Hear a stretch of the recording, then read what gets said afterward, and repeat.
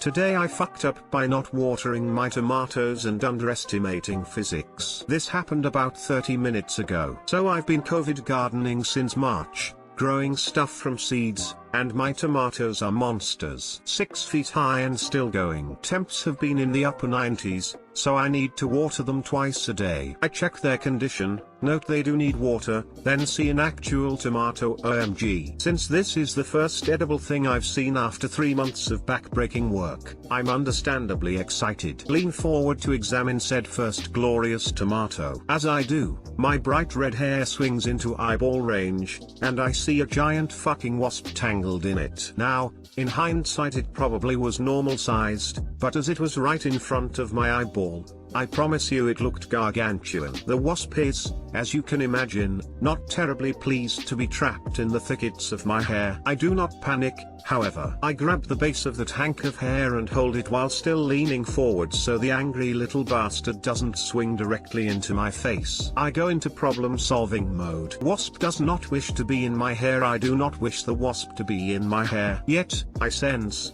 cooperation will not be possible. I instead enlist physics as my helper and attempt to fling the little fucker free by cracking my hair like a whip. Alas for my B grade in PH 221 physics decided it is not my bitch today. I whip the angry little bastard right down the cleavage of my tank top. All aside, I have more cleavage-related woes than any other 2 women I know. It is a black hole for bad luck. And on one memorable occasion, sushi from across a crowded restaurant. A tale for later. Having switched directly from not panicking I can solve this to panicking. Now I have a wasp in my boobs. I yank the neck of my tank top forward in an attempt to keep the buzzing motherfucker from digging a hole in my fun bags. Luckily, the wasp appeared to watch a lot of fashion television and was instead attacking my tank top. I mean, I get it. No one wants to be flung into leaf green ribbed polyester. It is so last summer. Having learned absolutely nothing from my previous flirtation with centripetal force, I again attempt to whip the little fucker free. Naturally, it goes directly into my face. I slap it away with my free hand, and it goes back into my cleavage. But fortunately this time it hits my boob at such an angle that it bounces out to freedom. Still bent forward and holding my tank top's neck at least a foot from me, I crow in victory and straighten up, immediately making awkward eye contact with the 3 stunned construction workers in my neighbor's backyard. No, I was not wearing a bra. So yeah, I just flashed those poor men with leaning forward middle-aged dangled boobs fluttering like pennants in the wind. Not the most flattering angle. I attempt to explain my entirely reasonable circumstances to those baffled people? No, I did not. I just scuttled inside like the fuck up I am, and now I can never go outside again and my tomatoes still need to be watered. But I pinged that little winged bastard like a backhand at Wimbledon and I did not get stung, so not entirely a loss. I dunno. Too long didn't read. Monster tomatoes lead to cleavage wasp, and my titty semaphore is not understood by baffled bystanders. Edit. Wow, I crashed and went to bed after reading a few very nice comments that made my night, and woke up to a very full inbox. Thank you. Also, yes, I snuck out after dark to water the tomatoes. They are going to be fine. I watered them again this morning. There are no construction people over at my neighbor's yet, but they appear to be building a fence, so I'm going back inside before they come back and continue with that. Hit the second, pics for those demanding them, banana for scale, and the beauty you wanted. The wasp preferred melons? Too funny. Waiting for the sushi story. Yes, I lolled. Thank you for the most wholesome, truly today I fucked up I've seen in quite some time. As in, today this happened.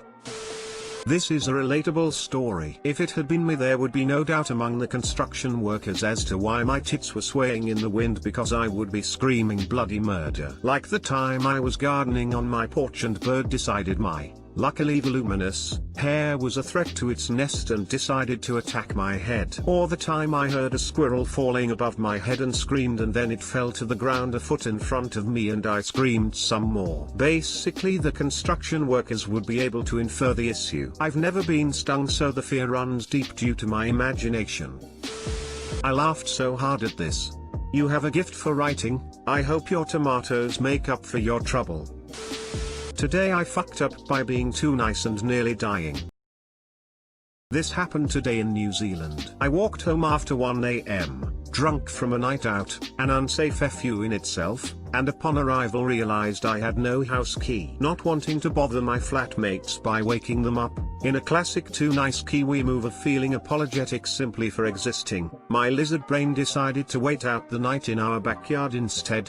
A major FU. It's winter in New Zealand. We have a creepy empty dusty shed that we never go inside, so I thought this sensible. After 10 minutes my phone died, so no light. After 2 hours I realized I might die of hypothermia, so decided I should go back to the front of the house and bang down the door to wake the flatties. That's when I realized I also padlocked myself into the backyard and couldn't see the lock code dial to free myself again. Major FU. Now no choice but to wait it out till daylight. I Bear Grylls up and found a hose for water and a bag of soil for a pillow. After many hours of shifting from sitting in a plastic outdoor chair, to sprawling up a set of tiny concrete steps, to lying on a patch of wet, fake grass/turf, to huddling next to a brick wall for shelter, to lying in the fetal position on broken wooden slats, all while it rained and flooded, and all in and out of slight consciousness. After 7 AM, it finally became light enough to see the padlock code, let myself out of the yard and banged down the front door to be rescued. My lowest point was when I found a spade,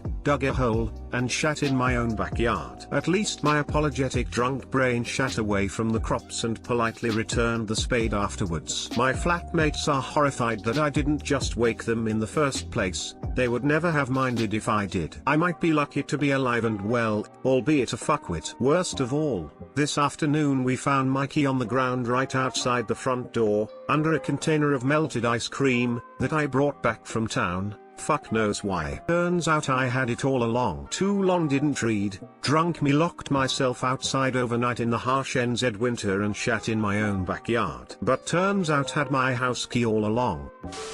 Ladies and gents, the next Governor General. Apologize to yourself. I don't know about you, but I'd much rather be woken at 1 AM than 7 AM. Embarrassed smiley face. My flatties agreed. Oops. Wonder what would happen if a Kiwi got into a fight with a Canadian. Whoops, sorry, haha, hey aha too. I was midway through reading this and thought it wasn't too bad, until I got to the part about you shitting in your backyard. Good on you for digging yourself a hole though. That's why you need a poop spade next to your poop knife. Today I fucked up by yawning too hard and ending up in the ER. So this incident was actually this past Friday, when I settled in after a long week to watch a movie with my parents. A couple of minutes in, let loose a big yawn because I was a little worn out after a long week at my internship. Suddenly I felt my jaw kind of click into place, which happens sometimes, but I can almost always just close it back normally. I should point out that one time about 2 years ago I did the same thing and had a big yawn and couldn't close my mouth for about 2 minutes, but eventually that sorted itself out. So after this past incident I assumed that this time the same would happen, that my jaw would just go back into place and let me close my mouth after a few minutes. In the meantime, I was frantically Googling how to fix my jaw. After about a half hour of unsuccessful Googling, pretty much every result for jaw dislocation was go to the hospital, and trying to hide what was going on from my parents I decided to give up fixing it myself and go see a professional. I obviously couldn't talk, so I had to text my dad, who was sitting in the same room, to tell him what was going on. After a few minutes of trying unsuccessful techniques he came up with, my mom forced us to go to the ER. Now at this point both of the joints on the sides of my face are in a lot of pain, but the worst part is really the saliva, because I can't swallow or spit, so it's just pooling up in mouth with nowhere to go. I've got a towel with me, but by this point it's almost completely covered in spit, and I accidentally placed it in my lap so it looks like I had pissed myself too. As I get to the ER my dad goes away to park the car, leaving me to have to explain myself to the workers there by typing in the notes app until my dad got there to fill in the gaps in my story. I should also point out that we decided to go to the smaller, older hospital about 5 minutes from our house rather than the enormous, brand new one 15 minutes away on the other side of town. As I get placed into a bed, A large, strong-looking doctor comes in, tries to do the typical jaw reduction technique on me, to no avail. He tells the nurses to start me on a muscle relaxant, only to find that the most effective one, I'm not sure what it was, I was put on so many drugs that other night I've lost track of names, was not in stock at this hospital, so they gave me a larger dose of the less potent drug. A few minutes after being given the relaxants, he tried again to fix my jaw, to no avail. They added more painkiller and muscle relaxant to my fore, and he tried again to reposition my jaw. This time, as he was pushing, in part due to the drugs but also due to me gagging, I started throwing up on the doctor. Around midnight they decided to give me a CT scan to make sure that all I had was a jaw dislocation and not any sort of fracture. And on the way back the CT scan room, the nurse had me to stop off in a bathroom to puke my guts out. The doctor tried one more time to reposition my jaw before giving up. He claimed it was the first time in his 15 years that he couldn't fix a dislocated jaw manually. At this point the only remaining option was to send me to a larger hospital in the city. This small one didn't have the proper staff available, about 25 minutes away, where they'd be able to put me to sleep and finally get my jaw back in place. Somewhere around 3 AM I made it to the bigger hospital, where multiple doctors tried the same technique as the first guy, all without success. Finally they gave me a pretty huge dose, I'm a pretty big guy, of anesthetic to finally put me under and fix my jaw. My dad, who had stayed by my side and awake this whole time, meanwhile I had been drifting in and out of consciousness throughout the night, described them finally getting my mouth to close as similar to the scene in King Kong where he defeats the T-Rex and proceeds to play with dinosaur's jaw. I have to give my dad so much credit here for staying awake until we got home 7 AM. Driving me to and from the hospital, even though I offered to drive home in spite of all of the drugs I was on, staying by my side during this whole ordeal, on Father's Day weekend no less. Also, as icing on top of the cake, when I finally got home and tried to lay down, my mom made me put on different clothes, and at which point I proceeded to vomit into my balled up pants. I spent the rest of the day in a daze, but I'm feeling good now. Sadly soft foods only for the next few weeks. Too long didn't read, yawned too big while watching a movie, dislocated my jaw in doing so, then spent the next 8 hours in the ER on all kinds of drugs and throwing up everywhere. Also, happy Father's Day to all the dads out there. I know I certainly appreciate mine a heck of a lot right now for being willing to spend the first part of his Father's Day weekend in the hospital with me. Edit, thanks for the support everyone. As I said, I'm doing well now and insurance should cover the majority of the expenses. All in all, just glad that this was only one crappy night and nothing further. Edit 2, for anyone wondering, the movie was Lord of the Rings, Fellowship of the Ring. I hate to admit this, but I laughed out loud. Sorry for your pain, but what a great today. I fucked up. Definitely sucked in the moment, but once it all passed I realized that it's actually a hilarious story.